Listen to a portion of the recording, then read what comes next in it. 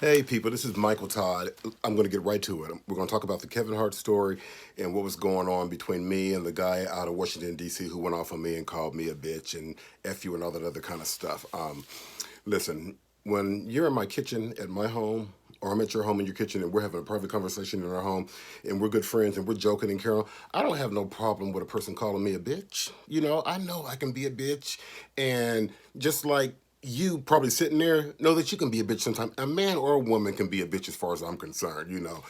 Men, I don't know why they get so upset about it because the women that are watching this right now, when I know you've met some men who have been true bitches to work with, live with, married to. Anyway, calling me a bitch didn't really get me upset. What got me upset about the video is that here's this young man that I'm talking to on Facebook, and we're having a disagreement. He's gay. I assume he was gay, and I'm gay. I've been gay all my life.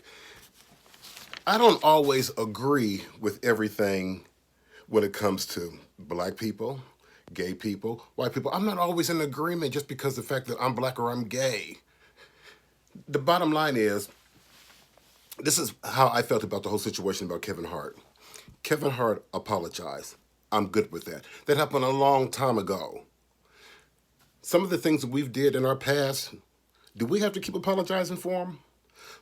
The things that you've done to your children in the past, do you have to keep apologizing for them?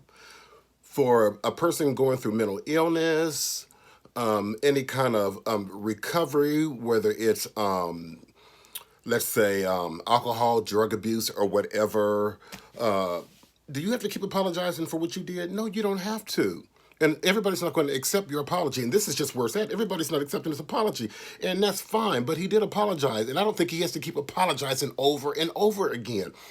Now, the fact that he said that he would drop a house on his son's head if he came in and said, Dad, I'm gay or whatever like that. Everybody knows that Kevin Hart is an intelligent man. At least I think he's intelligent. He's not going to drop a dollhouse on his kid's head. He's not going to pick his kid up and drop him on his head. I've seen people post a video about a little boy's father dropped him on his head because the little boy told his dad he likes boys.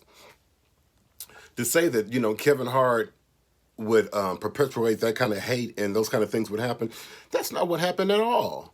He said it was a joke. We're getting just too sensitive about bullshit.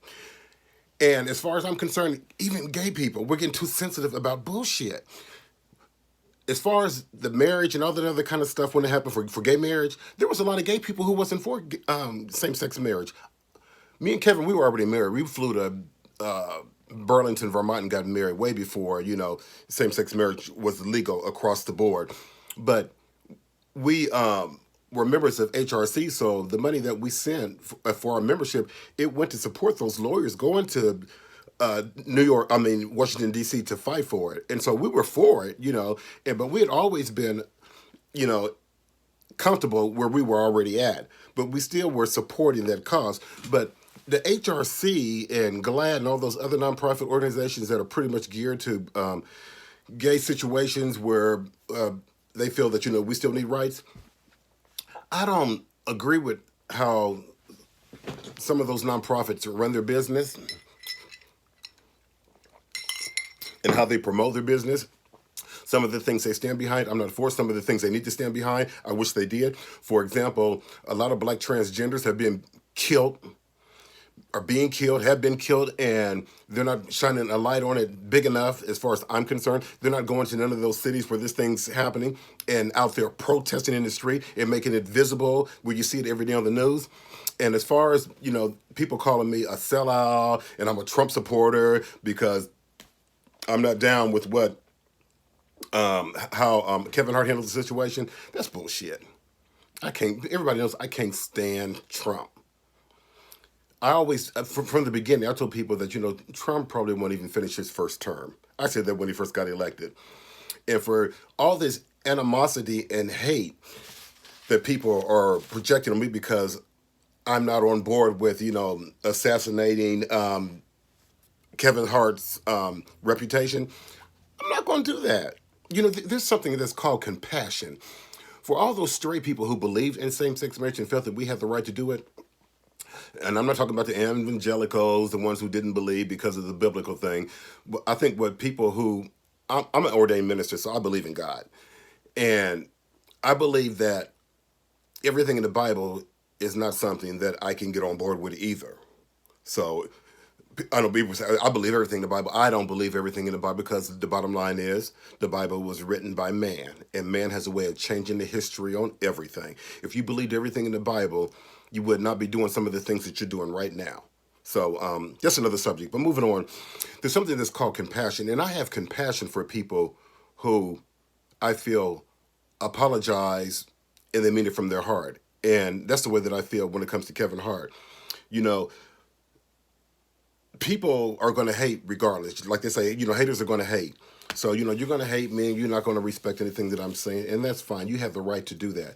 But as far as me jumping on a bandwagon because a nonprofit organization that's geared towards my sexuality think that, I should be out there on board, going against my brother, Kevin Hart, it's not going to happen. I just can't do it. And for all those people with all that really, really those nasty comments, how in the hell are you gonna love somebody else if you can't love yourself? Don't nobody sit up and talk like that. That's loving, And if you're in a loving relationship with somebody, you're happy. And so for you to come out with all that animosity and all that hate, you need to check yourself before you check somebody else. Seriously. Let's take the focus off of me and let's put it on a higher level. Look at it this way. Yeah, I got a stainless steel straw. I got friends who got problems with straws, but I've had stainless steel straws for years. Don't use them all the time, but I've been using them. But anyway, back to this drama. How many of you have different people in your circle? And when I say different people in your circle, I mean different races of people. Everybody's so woke. But are you reaching out to other communities? And that's another reason why this young man went off of me when he said, the black gay community. I've never seen a black gay community. Never, really, seriously. When I think of a black gay community, I think of an economical, thriving ghetto, so to speak, where there's businesses, there's cafes, there's bookstores, there's clubs. I see that in the Castro, but that's a white gay community. You can go all over the country. You can go to Provincetown and you see white gay communities. That's a community. When I see economical income and revenue coming in, we're the people who we buy into that. We go there and we support that. But as far as, you saying, our black gay community, the black gay community is not a community that I see. And so when I say, there's no black gay community, there isn't one. It's from what I can tell. So if there's a black gay community out there in the United States where, you got your businesses and one little ghetto of, when I say ghetto means like an area like the Castro, which is a gay ghetto, because there's gay businesses there, people live there and what have you. But even the Castro's changing because of rent and all that other kind of stuff. But anyway, that's what I mean when I say, I don't see a black gay community. So if there is one, please let me know. And I have no problem getting on board. There is a guy in Detroit who was supposed to start a black gay community. A black guy. He was buying all this property up. I don't know whether he ever did it or not. I posted this story on Facebook probably about a couple years ago, and I don't know what happened with that. But I want to address one more issue that I think people should know about. I think everybody should know about, not just black gays, whites, straights. Everybody needs to know about this. There's a epidemic of HIV and AIDS in Atlanta, Georgia. And they said it's growing. They said it's bigger than, third world countries like Africa and what have you and stuff like that. If you're HIV positive and you're sleeping with somebody, whether you're gay or straight, let them know your reality. That's only fair. Some people have an issue with telling people, that they're positive, and you'll find a certain segment of people saying that we shouldn't have to tell them. Well, that bullshit happened to me, and I took that person to court, and I won. I took them to federal court, Robinson versus Louis, and I sued them, and I won in court. And I didn't get all the support that I thought that I was going to get when I lived in San Francisco and that bullshit happened from the gay community, but I definitely got it from the straight community. And as far as people thinking just because you're gay, your gay brothers and sisters are gonna be in your corner. That's not always true. Just like if being black, all your brothers and sisters are gonna be in your corner, in your corner. I've been told plenty of times by people who don't even know me, and some people that even know me, that they hate me. I mean, I've had it said in my own family. So the support that I get, that I need, I get it from the person that I'm married to, who is my husband. I get the support that I need, that I cherish, is from my mother. And I have a father who I've forgiven for some of the things that he did, as a father. But the bottom line is, I had a father, and he put a roof over my head and clothes on my back and food in my stomach. And I'm glad that him and my mother aren't married anymore, and that my mother got away from that relationship and she's still alive. But I've forgiven him. I can't hold that animosity and pain and keep on going and living in life. It's over and it's done with. But all these people that are dealing with HIV and AIDS, especially in Atlanta, Georgia, tell your partner or whoever you're going to sleep with what your reality is. And as far as the people that are HIV negative, there is a drug that you can take that can keep you that way. And it's an HIV blocker, and it's called Truvada. A lot of people don't know about it. But if you're HIV negative and you want to stay that way, get on Truvada or some kind of HIV blocker. And then if you contact the company and just tell them, listen, I can afford the medication, because the medication can be expensive, they might give it to you for free.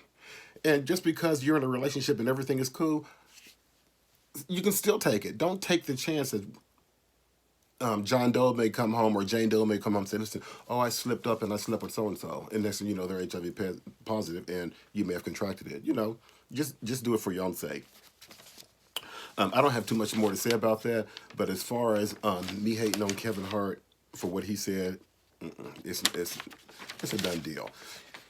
I think that people should be more upset at the fact that, I need to say this, people should be more upset at the fact that, you got people working on these reality shows that have gone around and called black gay boys faggots, and they're still collecting a check.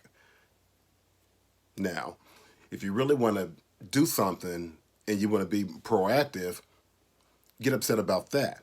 I'm talking about Real Housewives of Atlanta, and I'm talking about Marlo Hampton. She said that, and she's still collecting the check. It's like, you know what?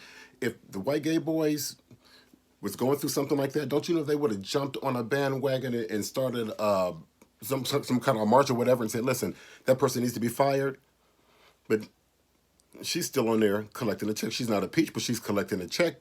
It's like, if you don't care about it, they don't care about it. And it's when we want the kind of power that the mainstream gay people already have, our power's right here. But if you wanted to go up like this, you need to get on board and start doing things about it and start saying things. I contacted Andy. I told him how I felt about it. Andy Cohen. I did a press release about it. I wrote a story about it. And every chance I get, I do talk about it. Yeah, so I got other things to be upset about. I got to deal with this Trump shit. I'd be glad when I see his walk of shame out the White House. I ain't got time to be sitting up here screaming back and forth about something Kevin Hart did with his little itty-bitty fine self. Anyway, I'm going to let you guys go, and I'll talk to you later.